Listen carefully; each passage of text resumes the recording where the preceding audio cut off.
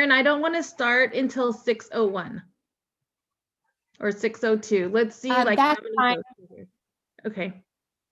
Okay, that's fine, Daisy. Just let me know when you want me to start the recording, or I can trim the recording. So I'll just start it around 6:01 and we'll have it. And it goes live on YouTube at 6. So just so you know that it will go live at 6.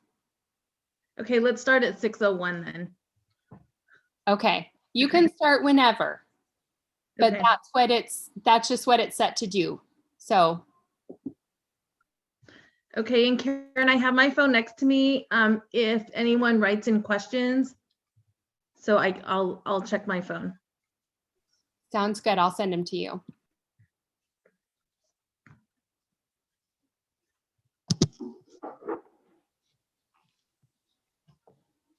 Hello. Hi, Dolores. Dolores. How is everybody? Fantastic. Dolores, will you update your name? Oh, why does it say Pamela Stewart? Okay. Oh, it says Daisy Patel for me. That's so weird. Okay, then. Mine says Daisy. That's funny. Okay, yes, I will. Hi, Linda. Hi, Erin. Hi. Hi, everybody.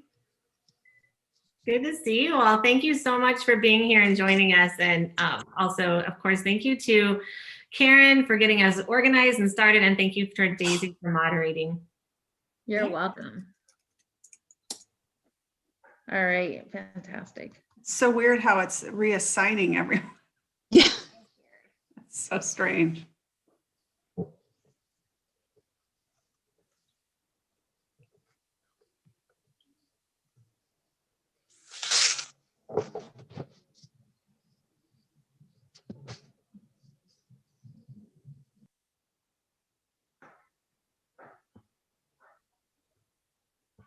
Do you know, are we expecting a lot of people? I'm not sure. Karen, do you know how many folks we're expecting? I do not know how many we're expecting. We're live streaming onto YouTube, so most of the general public will be viewing that way, but we will have several IRs and the exec board here on Zoom with us. So we'll see. I don't have a count, but we're filling up pretty fast. So I think that it's safe to start whenever you're ready. Nice. Okay, we're gonna get started then. Good evening, everyone, and thank you so much for joining our Let's Rise, a conversation with the Arizona Women in Higher Education Executive Board. My name is Daisy Rodriguez Patel. I work at Pima Community College, and I'm really excited to be a part of the Arizona Women in Higher Education. Thank you all for joining us this evening. As I shared, I work at Pima Community College, and it has become one of our practices to acknowledge the land that we are on. So I want to take a moment to share our land acknowledgement. Today's discussion is taking place on the original homelands of the Tohono O'odham people, who have stewarded this land since time immemorial. The practice of acknowledging the land of the sovereign nation brings to the forefront their enduring connection to this land, regardless of historical and current colonization practices. We also acknowledge that this college and all of its inhabitants benefit from this land. So I am really excited to have with us the Arizona Women in Higher Education Executive Board. In just a moment, we will hear from each of them that are here with us this evening, and they will share their name, their professional role, and what institution that they work with. So we're going to begin with Casey.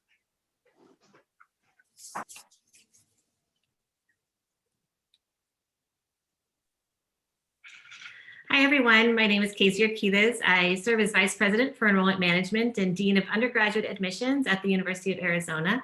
And I'm very fortunate to be the chair this year of the Arizona Women in Higher Education, striving to help women support women. So thank you for being here with us tonight. Thank you, Casey. Erin. Good evening, everyone. It's so much fun and such a pleasure to be here. I'm Erin Grisham. I serve as the Vice President for Student Affairs at Northern Arizona University. And I have had the pleasure and honor of being with AWHE from the very beginning. So more than a decade ago, brought the original group of women together to form the group. And it's so rewarding to see how far we've come and how much we've grown as an organization. And I am the current vice chair. Thank you so much, Erin. Linda. Hello, everybody. I'm Linda Elliott Nelson. I'm the past chair of the Arizona Women in Higher Education. I am the recently retired vice president for learning services at Arizona Western College in Yuma, Arizona. And I currently do strategic partnerships where I work between the college and Mexico. And Tanya, are you with us? Tanya and Maria were unable to join tonight. Okay, thank you. Dolores. Hello, everyone. My name is Dolores Duran Cerda, and I am Provost and Executive Vice Chancellor for Academic Affairs at Pima Community College, where I also had been a faculty member for 10 years at our downtown campus in world languages. I've been part of the AWHE board. I think it's been like 4 years now. It's been wonderful. Such a supportive group of women, professional women, and we've missed our in-person conferences, but we hope to be getting back to those soon so we can continue networking and supporting each other. But this virtual event is a way to help us reconnect. So I'm happy to be here. Thank you. Thank you, Dolores. Lisa Blank. Hi, everyone. I'm Lisa Blank. I am the Dean of Career and Technical Education and Adult Education at Coconino Community College, and I'm fairly new to this group as well as the position. I arrived here in the very beginning of the pandemic back in May of 2020. So happy to be with this group and appreciate all the support. Thank you, Lisa. Lisa Ryan. Good evening. I'm Lisa Ryan. I'm president of Yavapai College, and I'm really pleased to have been a part of this group since arriving in Arizona and had the opportunity to meet so many great women. Thank you. And I apologize that I may mispronounce your name. So is it Jeannie or Jean? Jean is retired, and so we can move to Terry. Okay, thank you, Casey. Terry. Hi, everyone. My name is Terry Leyba-Reese, and I proudly serve as the 8th president of Glendale Community College, part of the Maricopa Community College system. I have been on the AWHE board for about 3 years now, and I am continually impressed with the dynamic professional women that are on this board and that who attend our conferences, which are just so inspiring. And it's wonderful to be here with you tonight. Thank you, Terry. Jenny. Hi, thank you everyone for joining us tonight. My name is Jenny Cardenas. I'm the Vice President of Student Services for Central Arizona College, and I think I joined maybe right before Lisa did. I managed to make one in-person meeting before COVID hit, so I look forward to seeing everyone face-to-face as soon as we're able to. Thank you, Jenny. Cheryl.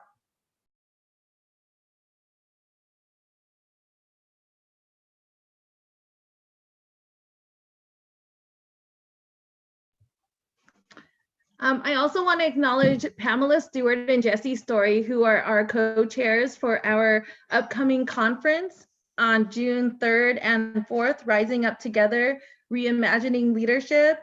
And it will be a first to have a Arizona Women in Higher Education virtual conference. So the purpose of tonight is to really kick off our conference. And we are really excited to have a fabulous group of women with us.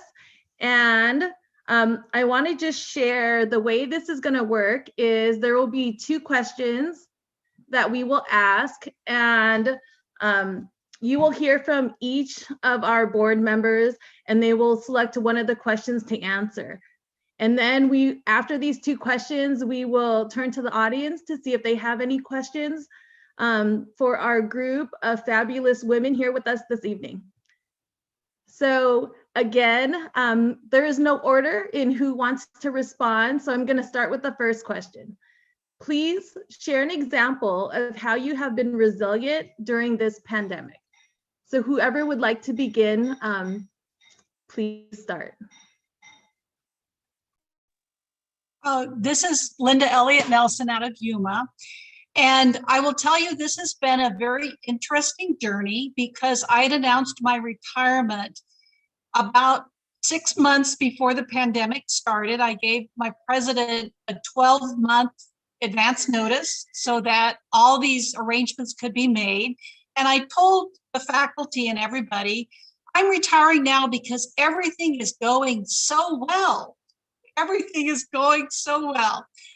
And then lo and behold, the pandemic suddenly hit us in early part of 2020, where again, as with many of my colleagues, we had to work with students and faculty and switch from in-person to online, plus all of the other issues that were going on.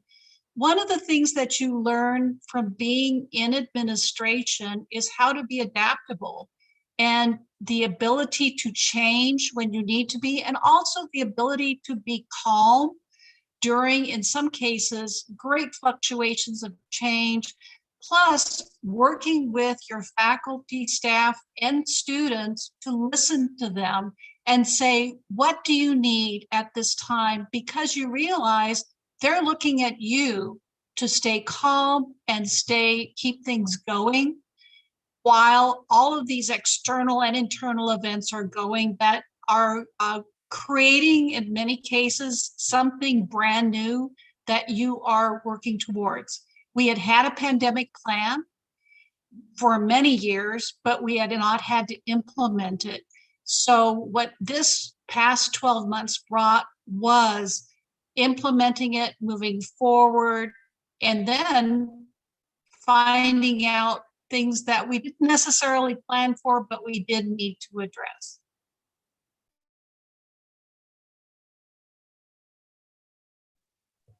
Thank you, Linda. Go ahead. Sorry, Casey. Oh, no problem. I'll go ahead and jump in. And I think kind of answering it a little bit differently, but thinking about resiliency and understanding how everyone reacts so differently to situations like this. And I think that's been one of the things that has made me more resilient, is understanding that and keeping that in my mind. I once had a boss tell me long ago, as I had all these people that needed to meet with me and talk with me as I was in a new role, tell them, you know, and I said, why can't they just figure it out? You know, this was a long time ago. And he said, you know, not everyone is like you. Not everyone does things the way you do. And so I've always kept that in my mind as something that, you know, and there's probably people saying the same thing about me on the other side, but I've always kept that in mind. And so I know that there's been just a lot of folks who are really dealing with this very differently. And you know, one person's fear about what's going on in the world is very different from another person's fear. And so I think that's helped me to be resilient and helped others as I was able to kind of talk through situations like that with folks. So that's what I would say.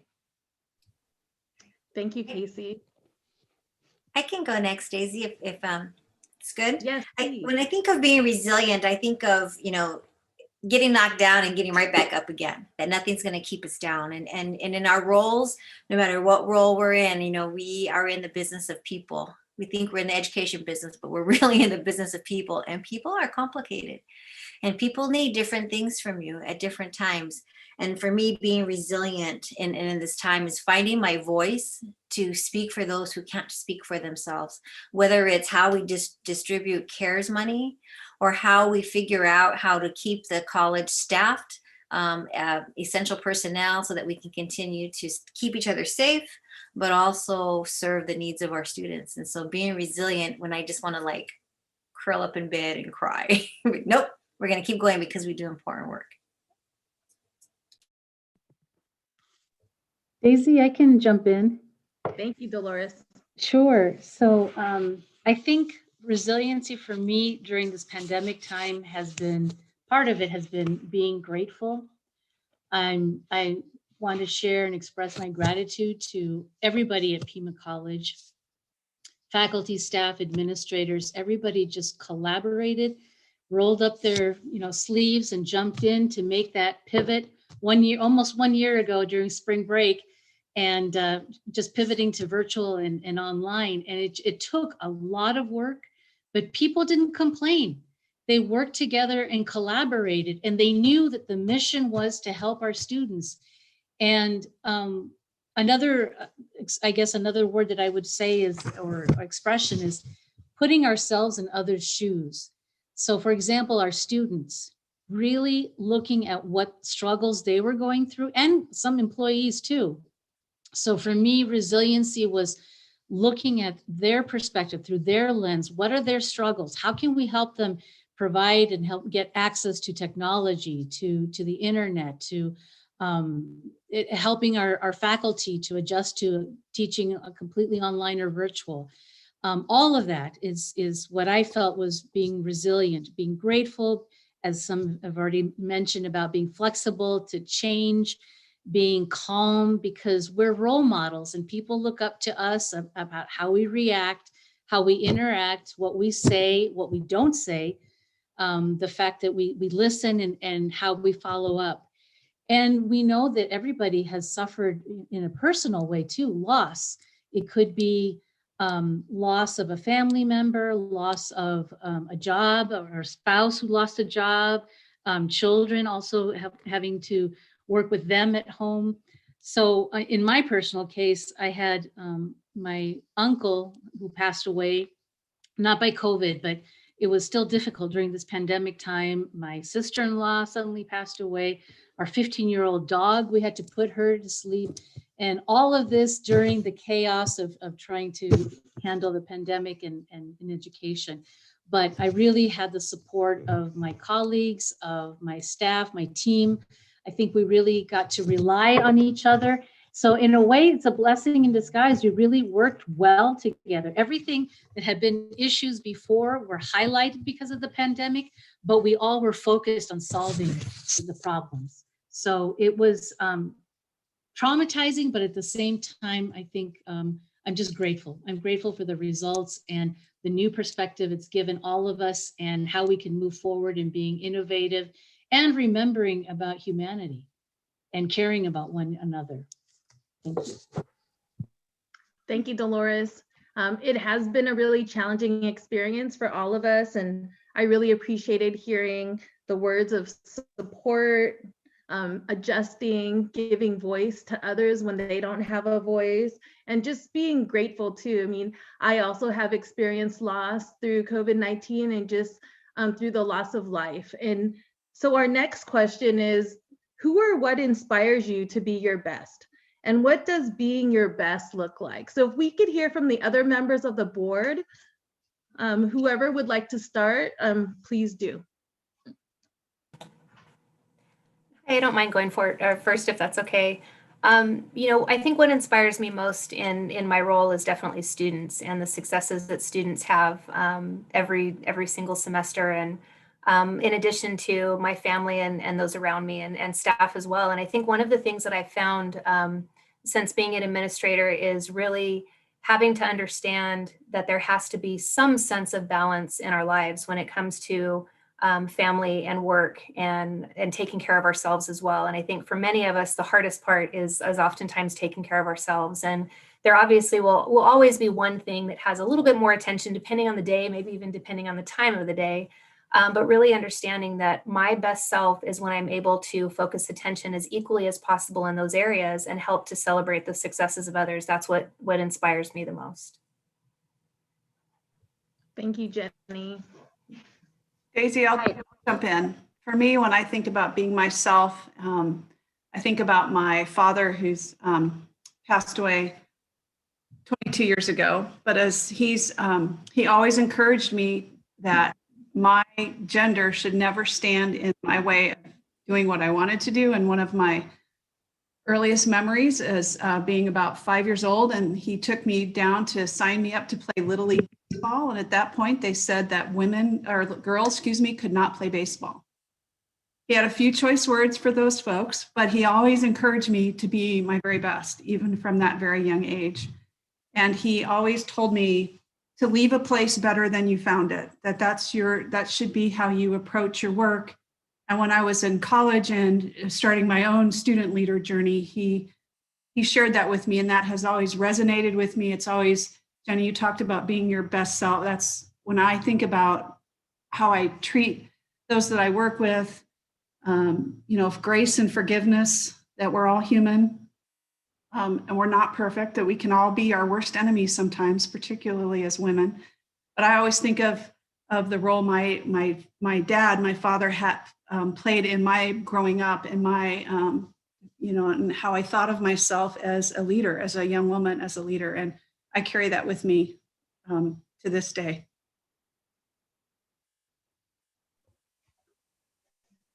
Thank you, Erin. I'd be happy to share mine. So when I think about what inspires me, I can't really think about any one particular person necessarily or thing, but for me, it's more of a conglomerate of the little bits and pieces of advice and support and love that I've received over the years in collaboration with women, amazing, smart, inspired themselves women. And over the last 30 years, every woman leader that I've met is so different in their own way, but in their own way is very fierce, powerful, resilient, brave. And we've had to do these things in order to survive and to compete. And it's empowering just to know that you're not alone in this, and that you can connect with other women and be strengthened by each other simply through engagement and association. And so it's all those little bits that make, inspire me to keep going, and different things from each person. And in terms of what my best looks like, I would say, I work really hard to do what I call have impeccable interactions. I just try to be open, honest, approachable, and try to operate with an outward mindset where I consider and can see the other, and I consider their objectives and challenges, and then work to adjust my efforts to support them, especially women. And I just want to add my favorite quote. I'm sure you've all heard it from Madeleine Albright. She was the first women's secretary of state under Clinton. She says, "There's a special place in hell for women who don't help other women." And I really like that, even though it has the salty kind of language in there. But I think it's incredibly important. And you don't have to worry about your position, your title, whether you think you have anything to offer. Just engage and connect and support, and it'll pay off in the end. And you'll pull from that inspiration, perhaps the same way that I have. Thank you, Lisa. I really appreciate you sharing that quote, because sometimes women are the worst to other women, right? Yes, the mean girls, right? To support each other and inspire each other. So Yeah. thank you. Yeah, The we mean call that the girls. mean girls, right?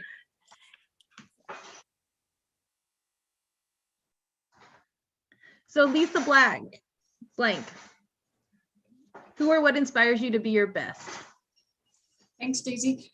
I would say two things. On one hand, Eleanor Roosevelt is always my go-to, and I'm sure she is for many of you.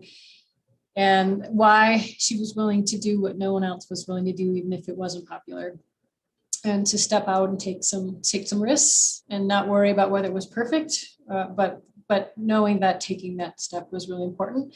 And the second thing she did was, as many of you have already said, she connected and she reached out and she partnered and she listened and she walked with people. And that's, for me, what I think about is knowing that I need to be able to walk with people, and maybe I can't fix everything, and that's hard as a leader. You want to, but recognizing, particularly during the pandemic, that this is not going to go away and you can't fix everything, but you can sit with people and be with them, and that has been really helpful for me.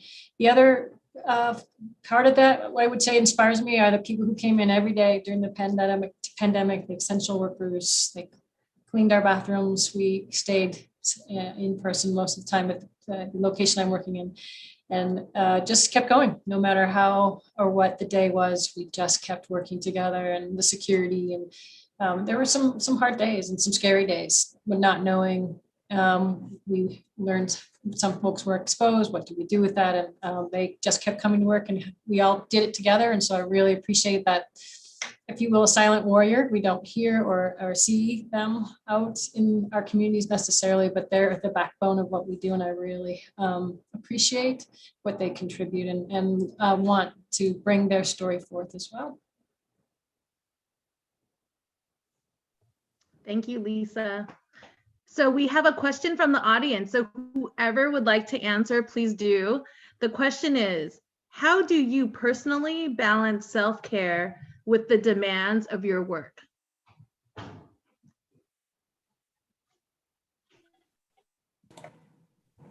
I'm happy to answer that one if you'd like, since I had kind of brought up that part of it. It's something that I have to, for myself, I have to prioritize first. I find the time, I add it to my calendar, I make it one of the non-negotiable times in my day, whether it be that I walk around the neighborhood listening to an audiobook about having nothing to do with work, or I work out, but I have to make it a priority. And I know that is always something that's been very difficult for me. And I think is for many women. I was a stay-at-home mom for a long time, and my focus and my job was on my home and my kids. And being an administrator and being in a career that kind of followed me in many ways. And it's been very difficult, but I think it's also been very rewarding. But that's something that I talk to my staff about as well. I encourage them to do the same thing, to set that time aside, to give yourself permission to dedicate time to yourself, and knowing that the more time you put into yourself, the better you are in all of those other areas. So that's how I've attacked that part. And it's hard sometimes. It is hard. Thank you, Jenny. One of the pieces I've started doing is meditation. And it's so great. You could do a 2-minute meditation, a 5-minute meditation. So I try to do that in the morning and before I go to bed. Self-care is essential to our well-being. So thank you.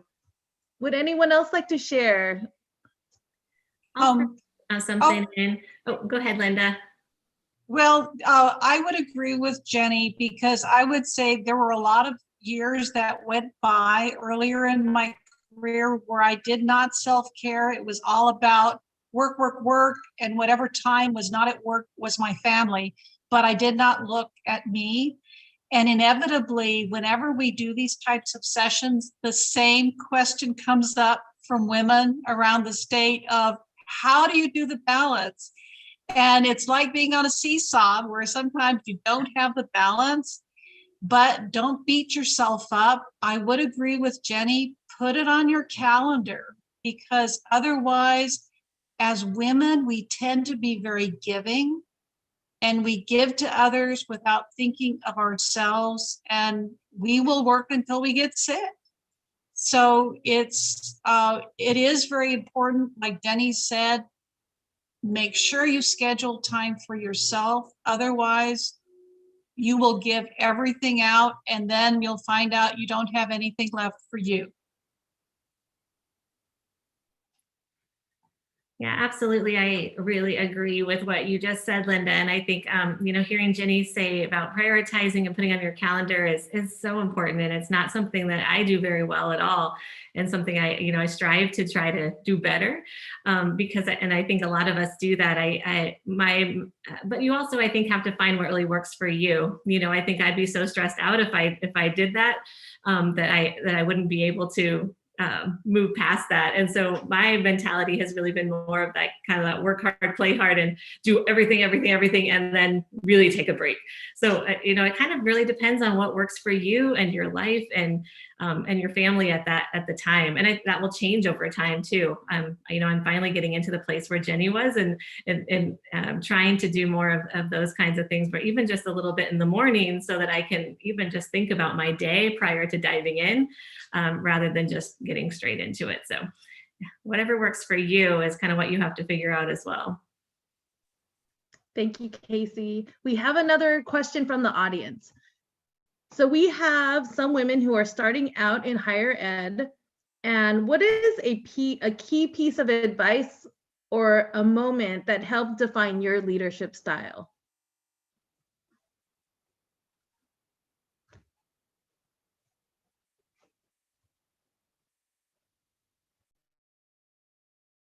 If I could add something or start, I started out as faculty. I taught math for 23 years. And I'll never forget when my mentor said to me, and I had no desire to ever be a president, 30 years ago. And my mentor said to me, and I'm, working in a district, 10 colleges in a district. And he said, Terry, you need to watch your reputation because it will precede you. And I thought, holy smokes, I'm just teaching math. But how that has rung true so many times, because you don't realize how people are watching you. It's almost like every day is a job interview.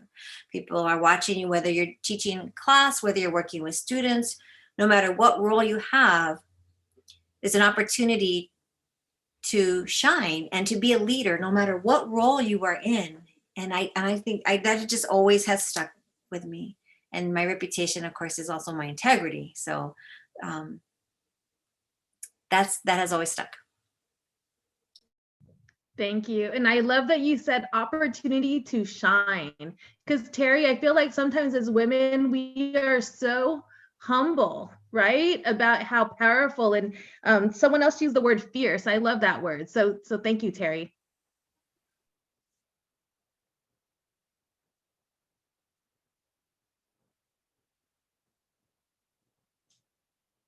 Daisy, I can add one more piece of advice that I thought was helpful for me. When I first decided I would go down the leadership route, Terry, like you, I had been a professor for 20 years and made a pretty conscious choice to wait until my kids were done with school, they both graduated from high school. And then I started, as I always do with research, well, I have to learn these skill sets. And one of the things I realized as I went to research and trainings and power camps, it was at the power camp for women. And that is, you're not going to know everything. There's not going to be a policy or procedure to guide you, but your internal, what's your center as a leader, and listening to your body and knowing that your body will tell you what that is, and to really spend some time thinking through what your center is, and then knowing that that's what you can go back to when things are really hard. And that's been a great source of comfort for me, because particularly this year, there are no rules or policies. CDC kept changing things, as we all know. So I always kept going back to, well, what's my center? And that really helped me then move forward.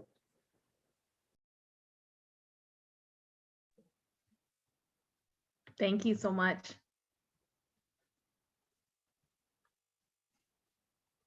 Any other advice to be shared with women who are starting out their careers in higher education? Was there a key piece of advice or moment that helped you define your leadership style?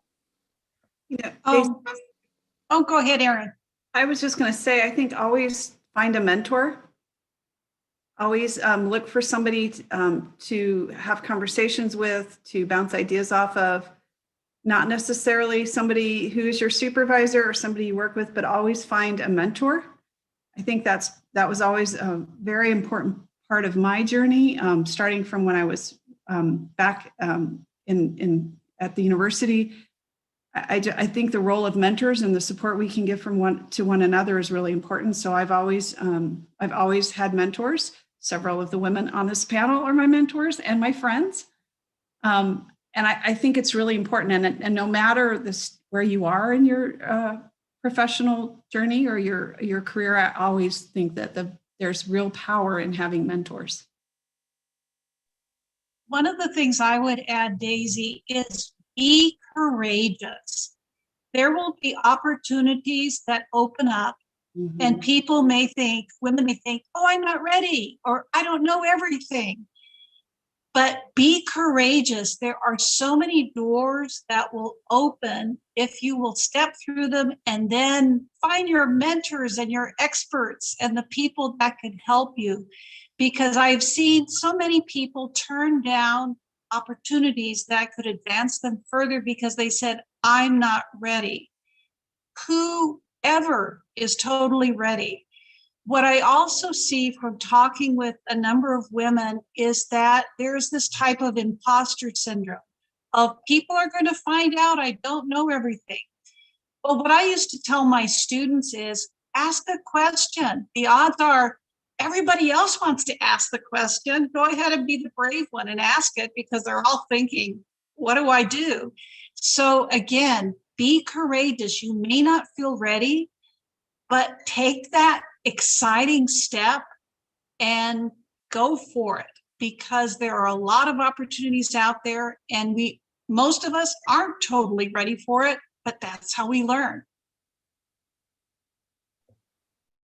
Thank you, Linda. We have a follow-up question regarding mentors. So this is for anyone. Erin, thank you for bringing up the importance of mentors. So the question is, what is the best way to seek out a mentor? I can take that one. I think to select someone, in this case, probably a woman, that you admire, someone that you feel exemplifies, the characteristics that you want to grow, learn, and develop, and just approach them and ask. I know when I've been asked to be a mentor for others, it can be really uncomfortable. I feel like, what do I have to offer you, right? And what does that mean? Am I going to have to talk to you every week, or how's that going to work? So I think just recognizing some characteristic that you aspire to, or some thing that you admire in someone, and just ask them if they could work with you. And can you ask them when you run into challenges or obstacles or have questions, and see what comes from that. That's probably where I'd start. So Lisa, a follow-up question is it acceptable to offer pay for a mentor's coaching services? So let's say someone reached out to you and asked if you would be their coach. So can you talk a little bit about the difference between coaching and mentorship? Yeah, I think it's different. To me, coaching is something that you might pay for through an agency or through some type of personal consultant. I would never offer to coach anyone. That's not something I'm skilled at doing. I think mentoring is more a listening ear, a guiding thought or advice. These jobs aren't easy, and sometimes they can get lonelier the higher you go in an organization. And so, you could be friends with everyone when you were below the director level and hang out and do what you want to do. But once you become a supervisor, it gets lonelier in the seat, because it wouldn't be appropriate to engage necessarily, right? So I think just really trying to find someone that can be there when you have that question or have that obstacle presented to you and you just don't know where to turn is different in a mentor relationship than it might be with a coach who's offering to give you some very specific steps or guidance on how to get to a place. Mentoring is more of a give and take, I think. Thank you, Lisa. And you really pointed out the importance of knowing what you need. So if someone is seeking out a coach or a mentor, be really clear about what learning expectations you have. So another question we have, and this isn't only for Lisa, it's for anyone who would like to answer, is has anyone used an executive coaching service to help you move to a more senior leadership position? I did actually, when I was transitioning from vice president to president, even though I had attended, and this is something I would also recommend, is invest in yourself through professional development. It's critical. But even transitioning from a vice president to a president, I wanted to make sure I did it right. I wanted to shine. And so I did hire an executive coach to guide me, which is really different. And you're right, Lisa, you're spot on. That was a very specific and intentional purpose versus what a mentor does. And so I did. And luckily it worked. Thank you, Terry. So our session today is called Let's Rise. And the first two questions focused on resiliency and inspiration. So our next question is the S in Rise, support. And the question is, what advice can you provide other women about being a source of support to one another? So what advice can you provide about women being better sources of support to one another? Daisy, I can take that. I had the opportunity to be part of a women's fellowship at the previous university I was working in. And one of the things we made a commitment to as a group was that we would call each other out for things that we did well and actually make a commitment to stop during the day and contact that person in person and either walk over to where they are to give them a phone call. And because we too often looked at what we were not doing well and what we needed to do better. And we didn't do the wins. We didn't take time for that. And we needed to help each other with that. So we made a commitment to each other to acknowledge those wins and to publicly share that. So that's one of the things that I found really inspirational. It brought our group together. Thank you. Let's call each other out more about our wins, right? About what we do well, not just the mistakes that we make when we want to vent, but let's celebrate each other. Thank you, Lisa. Daisy, I can add something to that too. So many times we're in environments where our colleagues are male and we're in meetings and we will come up with an idea and express it. And then 10 minutes later, a male will bring up the same idea. And then the male colleagues will say, oh, like he said so-and-so. And then, so what I suggest is either the female who came up with the idea say, actually, I brought up that idea first. Or a fellow female colleague can say, Dolores really brought that up first. So calling out in that sense too, I would suggest. Thank you, Dolores. And that takes courage, right? We have a group of women here who are vice presidents, presidents, provosts. These women are in high-level positions, and there's still some sense of inadequacy because of the situations and maybe the environment that we're in. So thank you, Dolores, for sharing that. And there's nothing worse than you were thinking that and someone else says it in the meeting. I think Linda may have said something about that earlier, but it's, it does take that being courageous and be able to just speak what your truth is and whatever that may be and share that. It's difficult, but it does make the difference and be able to help. And I think that, the female brain is just amazing. I mean, how many of you are, multitasking and doing meetings and being able to, make sure you're caring for children or pets and everything else, especially while we're being at home.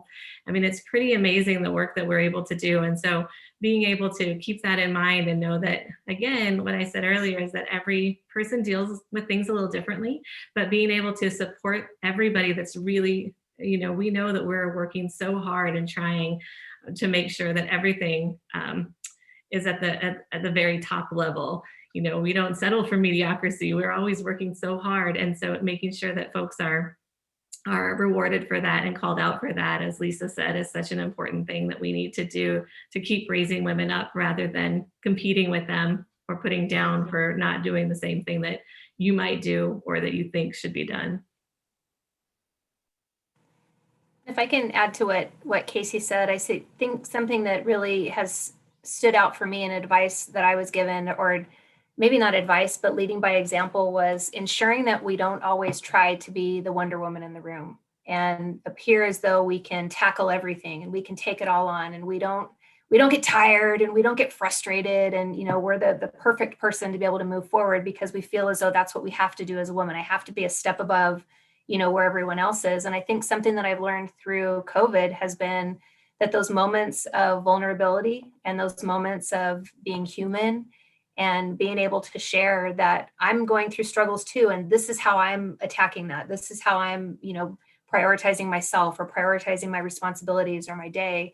And it's really incredible, like I said, especially during COVID, the number of other women who have come forward and said, wow, it was really interesting to see, and this is for our president as well, who, she would have her chat and check-ins with the district as a whole and have a ponytail and a t-shirt and just saying, man, today was a really tough day. How's everybody doing? And it changed things in the way that people, I think, see her in some ways as a leader. And I think it also helps people to connect and realize, wow, I guess you don't have to be at the superwoman level to be able to be a leader. We are human, and we are going to make mistakes sometimes, and we'll continue to support one another and definitely have high expectations and continue to work hard. But at the same time, it's okay to not be Wonder Woman every day. And that was really good advice. I think we, as someone, it might have been Linda that indicated, we'll continue to work until we're sick and not able to. And that's definitely not what's best for us or for our institutions and our students. Thank you, Jenny. And that's another piece of self-care, right? Recognizing our limits and being okay with not being Wonder Woman or Superwoman. I'm going to move on to the next question. So RISE, the E stands for empowerment. So the next question is, reflecting on your career and journey as a leader, can you recall a moment when another woman empowered you to step forward when you felt inadequate or lacked confidence?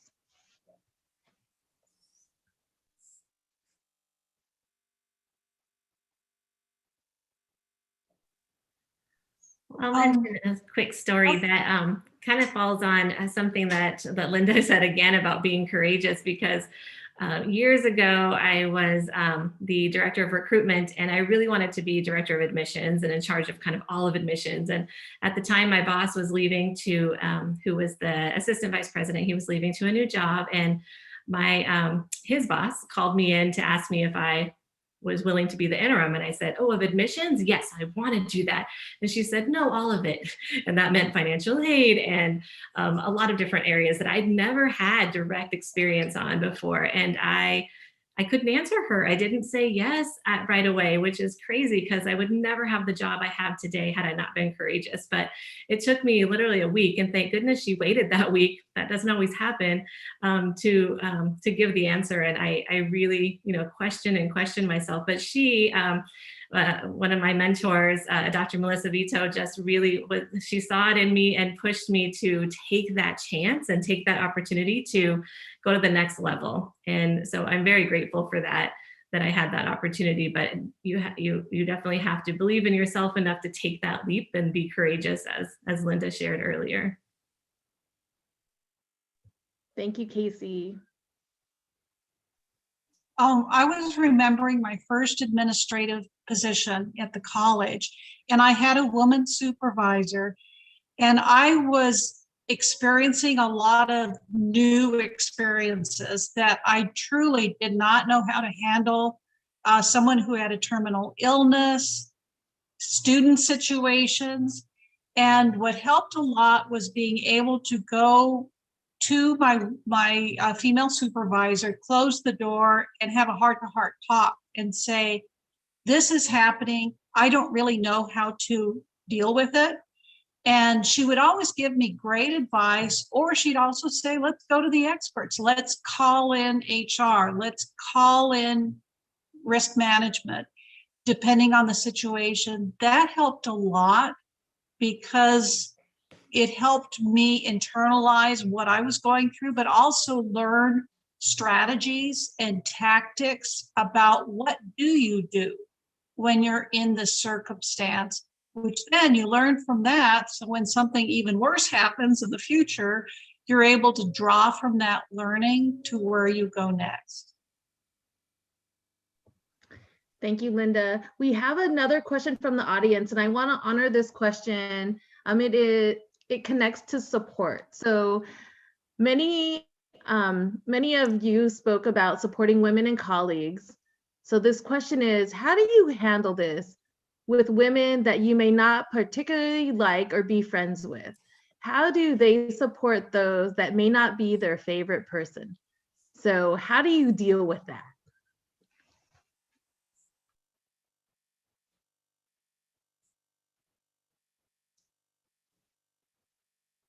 If I understood the question correct, Daisy, it's how do you support an individual who you may not connect with? Is that right? You may not connect with, or you may not like, for whatever reason, and it's another woman. So how do you handle and negotiate that situation? So I've been in that situation, and what it comes down to for me was it wasn't about necessarily that person or that strained relationship. It was, how can I help this person, support this person, so that they can support their teams, who can then support the students. And so it was always coming back to the student. And so, really doing everything I possibly could to be supportive, so that that person could then go on and know that they could support their teams as well. Sometimes it was hard though, because there were some real different philosophical perspectives. But looking beyond that, what's the end game? And the end game was support our students. So I needed to support this individual and make sure that they were going in the direction that in line with the vision of the college, so that we can support our students. It was tough though, but for the right reason. Carrie, I bet as well that you drew a line between your personal feelings and your professional duty. So you learned to do that. Linda, I think that's really important. And I always go back to sort of the golden rule: treat others how you would want to be treated, right? I might not agree or like this person, or Terry, to your point, we have philosophical differences, but I always want to treat others as I want to be treated, or so I think that's really important. And Linda, I agree with you about separating personal feelings from professional. And I think that is very difficult to do sometimes, Daisy, but I think it does help us separate the two and Terry, to your point, support others or interact with others as we would want to be treated, so, lead from our values and not, and sort of stay above that, the personal.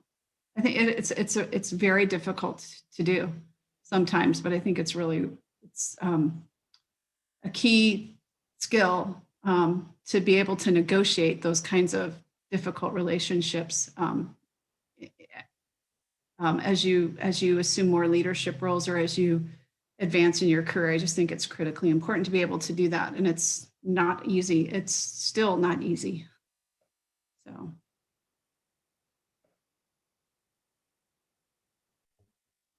Thank you, Erin.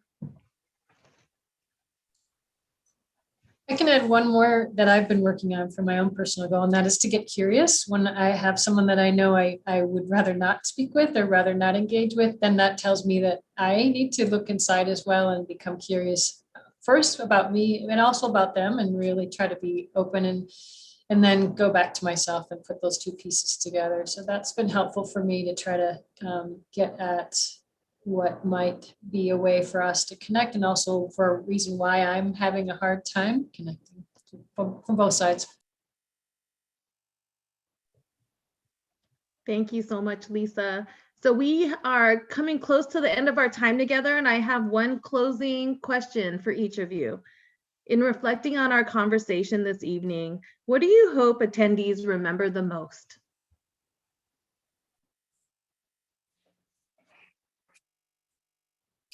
Oh my goodness. I hope that the attendees recognize that there is a strong, strong organization in Arizona that supports women. Arizona Women in Higher Education is here for all of us to do well and do our mission. Thank you, Terry. But be courageous. Be courageous. Oh.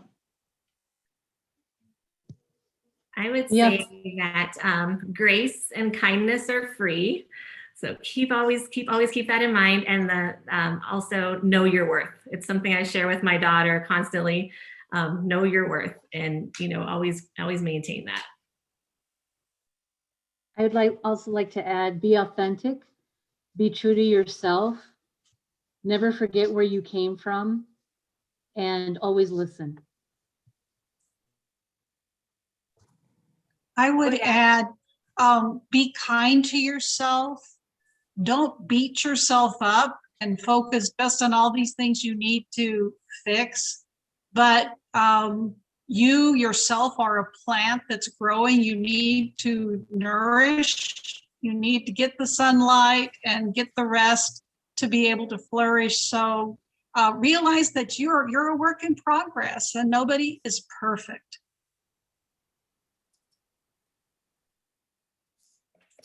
I would say that just to realize that there are women right here in Arizona that want to connect with other women and that care and are willing to support you in whatever direction you want to go. So join us.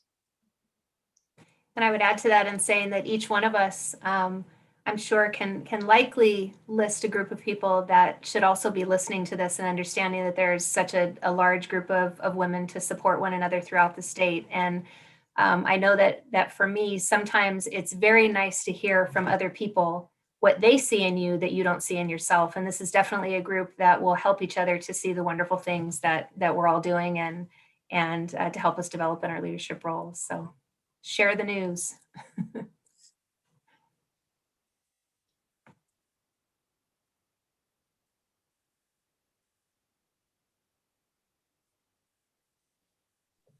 I would love to hear from everyone. So if you have not shared yet, please, we want to hear, what do you hope attendees remember the most about this evening? I guess I'll jump in, maybe unexpectedly, but I keep coming back with what everyone has said to something a mentor said to me, which is remember why you're in it. You know, remember even when things are bad or when colleagues or when the system or, you know, the institution isn't working the way maybe it should or it could, remember why you're in it. Remember why you work to get a PhD, or remember why you're a teacher, or remember why you are in the job that you wanted the job that you were in. And, you know, remember why you're in it, because no one else is going to remind you of that. And I think that for all of us, wherever we're at and wherever we want to actually get to, you know, and Arizona Women in Higher Education has been just so important to me in recent years. And I know it's a resource, and the people in it are such a resource for me, but for so many. But I think it also is helpful if we remind ourselves, you know, why we're in it and why we're doing what we're doing. Even when other people may not, you know, recognize that or acknowledge that or even care about that. So that it wasn't said in that particular way, but I think there's a lot of that suggests that same thing. So this has just been a privilege. Thank you. Thank you, Pamela Stewart. So Pamela Stewart is one of our co-chairs for the upcoming Arizona Women in Higher Education virtual conference. Jessie Story is with us too. Jessie, would you like to add a comment? You don't need to. I don't mean to put you on the spot, but I want to give you the opportunity. No, thank you. I appreciate that. And I'm sorry that I'm not on video. Zoom doesn't like to play well on my computer when it comes to video. But I would say that if there's one thing that I would like attendees to kind of walk away with, it's to stay connected. And I know that especially right now when we're all socially distant and we're not able to, you know, give each other hugs and be part of, you know, for instance, our annual conference, we're not able to attend in person. Stay connected however you can, whether it's, you know, just count on one another, because I think now more than ever and always, we always need to stay connected. Thank you, Jessie. And Erin, would you like to share a closing comment? Oh, I think that this is a remarkable organization filled with just tremendous women, and it has sustained me for more than a decade. And it has been such, Linda and I have talked about this, it has been such an important part of my personal journey, but my professional journey as well. And it's just exciting to see how, as an organization, we're adapting to the new environment and coming together virtually and still trying to connect with one another in meaningful ways, because that really has been the foundation of the work for AWHE for so many years. And so it's just so gratifying to see everybody on our Hollywood Squares tonight on the Zoom. And And I am excited for what's next for the organization and for when we start to be post-COVID or PC, post-COVID, and we can start to come together in person. And I'm really excited about what's next for us. Thank you. Well, I would like to express my gratitude to each and every one of you that shared a little piece of your story with us this evening. For those of you who are participating and listening, this is just a taste of what is to come in June 3rd and 4th. A lot of the women tonight talked about the importance of connection, and we want to provide an opportunity for folks to be engaged with one another and to connect. I am a part of the virtual events committee, and we will be doing a virtual event the night before our conference kicks off, and we're going to be doing speed networking. It'll be similar to like speed dating, but with a professional focus. So again, this was really fantastic. Thank you to each and every one of you for being with us tonight. And thank you, Pamela and Jesse, for being our leaders in co-chairing our upcoming conference, June 3rd and 4th. So thank you. Have a wonderful evening. And we hope to see you June 2nd for our virtual networking event and June 3rd and 4th. Have a good night. Thank you. Thank you, Daisy. You were a great moderator. Thanks, everyone. Thank you. Thank you so much. Good job, Daisy.